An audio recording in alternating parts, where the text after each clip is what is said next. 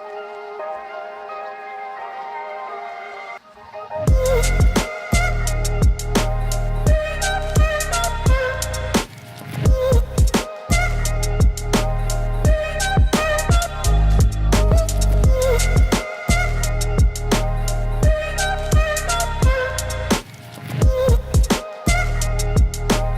guys, I'm Kiahi Boyders. We're here in one of my favourite places in the world, Byron Bay. Today I'm going to teach you how to flightboard. Now, we do recommend at least one lesson at an official flight school. If you're not able to get to a flight school, watch this video carefully. Take it from me, you'll get flying sooner if you go slowly. Take time to practice each step before moving to the next. Before we get started, let's talk about safety. When learning, there is a potential to fall on the board, wings or mast. Always wear a helmet and approved personal flotation device. Be careful not to kick anything sharp when swimming near the board. Keep hands or feet away from the propeller. The motor is powerful and a serious injury could result from coming into contact with it. Regulations vary from state to state and country to country, so check whether you need a license or registration and the specific rules in your area. It's important to choose a suitable location, clear of obstacles and traffic, and at least 1.5 meters deep, remaining at a distance of at least 150 meters from swimmers and other water users. It's much easier to learn in smooth water. Take particular care if the bottom surface is a hard surface or rocks. That could scratch and damage the carbon wings and board. Soft sand is best. Okay, now we're going to get the board ready and on the water. Review our assembly instructions and video to prepare the board. Do a quick test to practice arming the board and running the motor before you enter the water. Never run the motor out of the water for more than a few seconds. You can carry the board by holding one handle and the mast. The complete setup weighs more than 25 kilos, so take care or get a friend to help if required. You can push the board out to deep water on its side or upside down. Don't flip the board over in water less than 1.5 meters deep or chest height. Now, let's get the motor going and moving across the water. Lie on the board. Position so that you can touch the front of the board with your hand, or the front handle if using the flightboard air. Once moving, you'll want to keep your weight toward the front of the board. Flightboard uses a safety lock to guarantee that riders cannot accidentally spin the propeller by bumping the throttle trigger unintentionally. You must arm the motor to flightboard. Before arming, check that the controller is set to power level 1 and that the propeller is clear and in a safe location. To arm the motor, pull the throttle all the way in on the flight controller and then release it completely. Press and then release the minus button. Pull the throttle trigger within the 5-second countdown window to activate the propeller and the board will start to move forward. On level 1, you will only be moving slowly. You'll need to hold the trigger all the way in. Use your thumb to change gear using the plus and minus buttons. Practice gradually increasing and decreasing speed between level 1 and 4. Be sure to keep enough weight on the front of the board to keep the nose of the board down and parallel to the water as you accelerate. You may need to shift your weight forward as you increase your speed. Keep your weight back to keep the receiver above the waterline when arming, and then shift your weight forward as you get moving. Okay, now it's time to get to your knees. Experiment to find the right speed level for you. You want to be moving fast enough for the board to be stable, but not so fast that you're bouncing up and down in the chop. The ideal power level depends on your board choice and weight. Generally, you want to be riding at a speed of between 6 and 10 kilometers per hour before moving to your knees. Be very careful not to let go of the trigger when moving through transitions. Practice holding the trigger all the way in when transitioning to your knees and feet. Even releasing the trigger a small amount will upset the balance and could cause you to sink or crash. While traveling at your chosen constant speed, place both hands on the board and slide both knees under you on the board while pushing your body up. Position your knees in front of the lid hinges, being careful not to hit them. If this position causes the nose to sink, you're likely going too slowly. If you start foiling and crash getting to your knees, you're going too fast and have your weight too far back.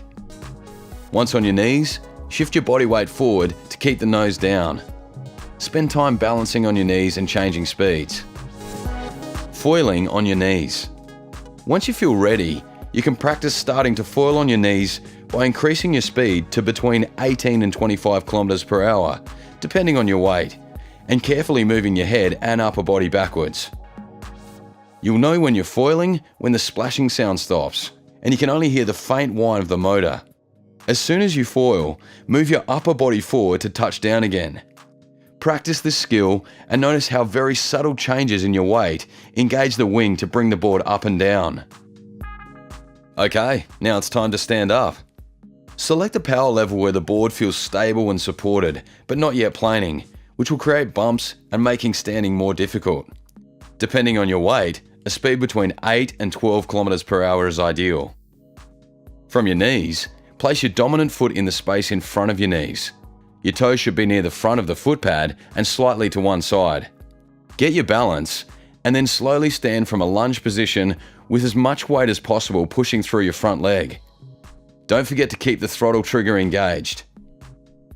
Weight on your front foot keeps the board and nose down, which keeps the foil in the water. Standing up with weight on your rear foot can result in the foil engaging and an unintended crash. Be careful not to let go of the throttle trigger as you stand up. Your speed should remain constant for a smooth ride to make standing as easy as possible.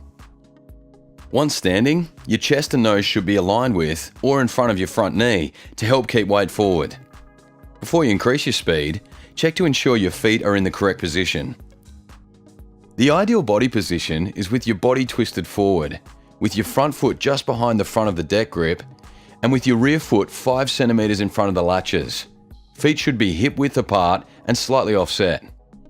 Practice slowly adding speed. The foil, motor, and the board's bow wave all want to push the nose up, so you need to push down hard through your front leg while you accelerate. Weight on your front foot with your body leaning forward is safe, as it keeps the foil in the water. Whenever you become uncomfortable, shift as much weight as you can towards the nose of the board. Foiling. Okay, it's time to start flying. Once comfortable riding at medium speeds, practice going faster. The board will start to plane and flatten off. Keep your weight forward. When you're comfortable riding at a minimum flying speed, between 20 and 25 kilometers per hour, you're ready to take off.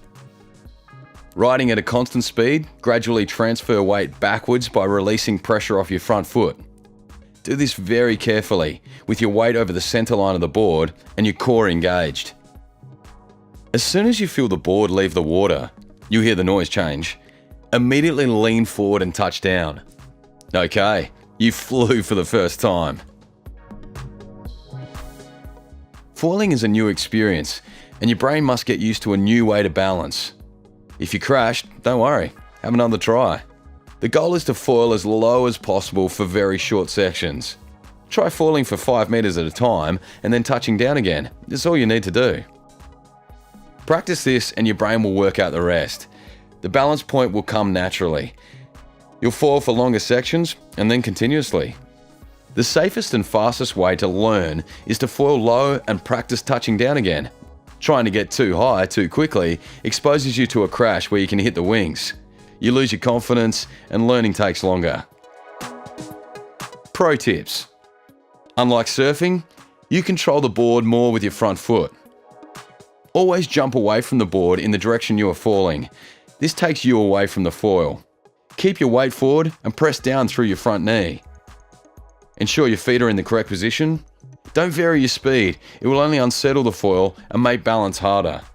Like an aeroplane, the foil wings need a constant speed for smooth flying. Don't try and foil going too slow, the wings will stall and you'll crash. Don't try and turn on the foil until you're very comfortable in a straight line. Turning while foiling requires careful balance on all axes. Start by doing very shallow turns. As you gain experience, you can try tighter turns. Packing up.